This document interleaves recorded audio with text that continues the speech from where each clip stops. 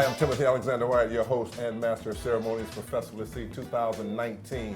And just a few moments ago, we had the chance to witness the fabulous comedy and the workmanship of this brother that's sitting next to me. You all recognize him, and you know him by name, you know him by face, you know him by his trademark. This is Cedric the Entertainer. Yeah. Good evening, man, and welcome to Festival at Sea. Yes, sir, man. How you doing, man? I've been doing good, man. It's been Good. a couple of years since I've seen you. This is your first cruise on Festival at Sea. Yeah, first time coming out, and so it was great. I mean, I've been trying to, they try to book me on this a couple of different times, and just scheduling is, you know, the summer is always a little tough, but this worked out, man, and this was, you know, a beautiful experience. See so many people of color here, just having a good time, families, friends, couples. It's working out, you know, and they out there having a blast, man. So it's great. We love you here at Festival at Sea, man. We, you know, we've had some great comics in the past, you know, but to get your brand and to get you, man, you've been a host of BET, Comic View, Def Comedy Jam, host of Who Wants to Be a Millionaire. Yeah. You got last year a star on Hollywood's Walk of Fame. Who does that? Yeah, man. OG, you've been in that. You've been in so many Barbershop, which you're famous for. Yeah. Tell me, how did you like that role? It seems like such a natural fit. It was, you know, actually it was very interesting because in that role I was actually they wanted to cast me for a different role in the movie, and I had the idea that I wanted to play the old man. So it threw everybody off, and I told the producers that this is a character that I know very well, and I got a take on him that I think y'all gonna love, and so it was just really dope. And it, you know, again, for us to do, we've done 3 of them, and they did the Beauty Shop movie with Latifah, but it's been 3 actual barbershops, and so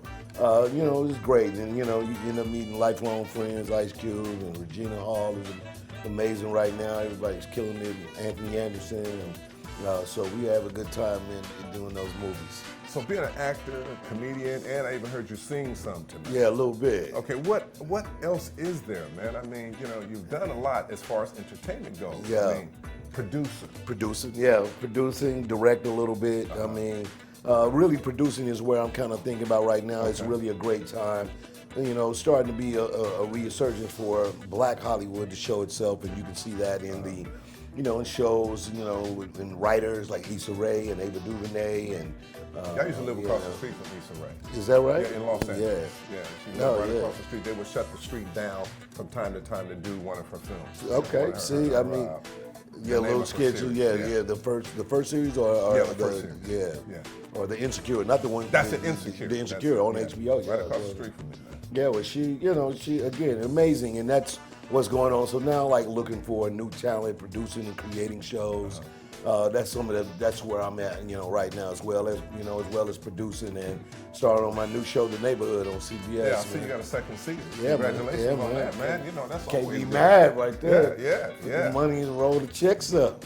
So when you were young, were you funny in school? Were you a comic in school? Yeah, you know, I was funny for sure, but I wasn't a class clown because my mother was actually a school teacher in the district where I went to school, so I couldn't be clowning. Right. But you know, lunchroom, come on, you know, you get to doing the dozens, and you know, I can hold my own. So that was always, that's probably the first space where I recognize I can do comedy in a way that get other people laughing, and almost that you can turn it on when you need to, you know, which is the idea of becoming a professional comedian is really that ability of going up there and taking a situation and shaping it that people laugh all the time, you know. Do you remember your first time you were on stage as maybe a paid comedian, or maybe it was a tryout, but not high school, but when your first taste of, wow, I'm really doing this.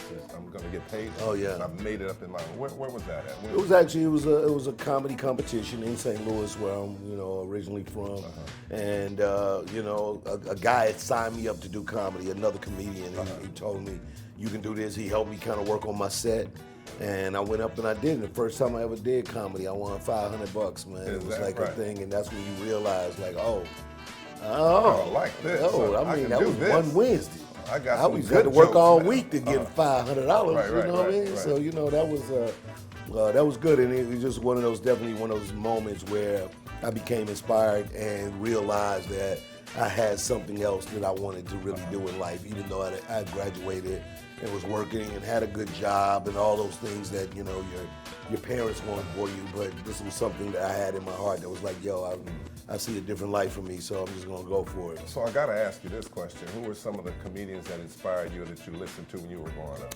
Well, I mean, for me, I'm a big fan of, you know, all the legends, of course, you know, Rich Pryor, Right, and, you know, Robert He's Williams. usually always one of the first persons people mention. Yeah, exactly. I mean, because he was the albums that you got as a kid that you wasn't supposed to listen to, and definitely, you know, for my generation, you started thinking about being like a kid in the 70s, you know, Richard Pryor albums, you know, he had major great albums, and so, and then, you know, along came Eddie Murphy, and of course, was always one of my favorites, and then the Wayans. But then the person who really inspired me the most was the late Robin Harris. Robin Harris, yes. Yeah, Robin Harris was... He left us too soon. Yes, indeed. And he was a comedian that performed like somebody you knew. Yeah. And when I really saw that style and that way, it was something that I recognized in myself. And again, he's a Chicago kid. So he just had an attitude and a disposition that was like an uncle, like a cousin, and I was like, oh, I could do that. And then, you know, I take that persona on stage. Wow, that's great. Yeah.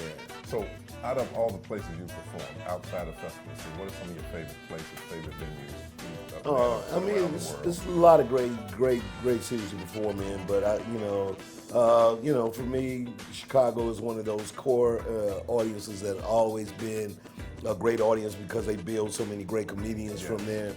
And so it's always been the kind of place where you can go and know that the audience is going to be smart and receptive and flow with you. DC is another place where you can always go and get down and know that that audience is big and broad and smart and scan the gap from hustlers to CEOs, anybody hustlers. I mean, in the audience, and then, you know, Dallas is also another great city I love to go to. I live in Texas, and I got married a year and 5 months ago to my wife back over there, so I live there. I know Dallas is a great place. You looked and she wasn't there no more. So you did get a little shook. Hiding right there. She in the car. Okay, we got a little shook for a second. If you weren't doing comedy, what would you be doing? I don't know. I mean, I always had an entrepreneurial spirit. I feel like, you know, at some point in time, I would have just embarked upon, you know, trying to do some kind of business. I used to be, I'd sell shades at the swap meet and anything that we could do to get a hustle on, man. Right. So, you know, but, you know, again, I got a college degree, so, you know, there's no telling I could have stayed and rocked the corporate life, but, you know, I went to school to be a news broadcaster, so I think probably eventually I would have tried to just go back towards that, because I actually had gotten a job when I graduated as a CBS affiliate to be, you know, more like a fun news, like when this was in the days when Access Hollywood and those kind of shows were starting to make a name for themselves, where it was more entertainment, fun news, and every local station would have something like that, go out and grab the fun story, and I got hired for that, but never actually got a chance to go to work. The company lost a big contract before I even got the chance to go to work, man. They got hired and let go in 3 weeks. Okay. So I know you got to get ready for another show. I just got 1 or 2 more questions. One of the questions is, what kind of advice would you give to the young up-and-coming comedians, for, like, being in this business? I mean, you know, the thing is that we live in a very transitional world right now, where the opportunity to get seen and to draw an audience to you exists really right here on your phone. So the key thing is for, you know, kids and young people, young comedians, to work on having an authentic voice. You know, the things that they say, the things that they write, you know, let it be personal, let it be about something that's true to them, and you know, and their voice will lead the way. You know, their comedy, their you know, their personal kind of storytelling is what people want to hear. They don't really want to see you be nobody else. And you know, you have great opportunity, and believe, and get up and work on it every day. You know, I always tell people, you can't ever really do it just for the money. Like, you can't decide to blow up. You got to do comedy for the love, because, you know, it's different paths for everybody, but the opportunity of seeing, somebody blow up and get really big. People love to consider them overnight stories sometimes, but we tell people that somebody like Kevin Hart been in the game a long time. He just ain't an overnight success, but you see the big success now, and then people go, I want to be that. Well, that's not how it works. So, one last question. Do the time. You're such a natural to me and to a lot of people telling jokes, telling stories. Yeah. Do you write jokes, or do you just you write them down? Are you always in joke writing mode? Do you ever? Well, I mean, as far as like the actual craft of writing a joke, it is something that I try to practice on a daily. Like just go, when at the end of the day, or if it's something really good that happens at a moment, I'll definitely jot it down. Okay. I mean, everybody writes in their phone nowadays, but but at the end of the day, I usually like to just sit and just let thoughts and things go through my head and just see if something comes out of it. And sometimes it's not quite a joke yet. It's just something that I'm crafting, and it's an idea, and it's almost there, and you just you just kind of sharpen it up every time you get on stage. You try something, you add this, you take it, you spin that back out, you go, and then next thing you know, you got a killer joke. Okay, well, I have someone in my life that believes a killer whale can overturn a ship this size. What do you think?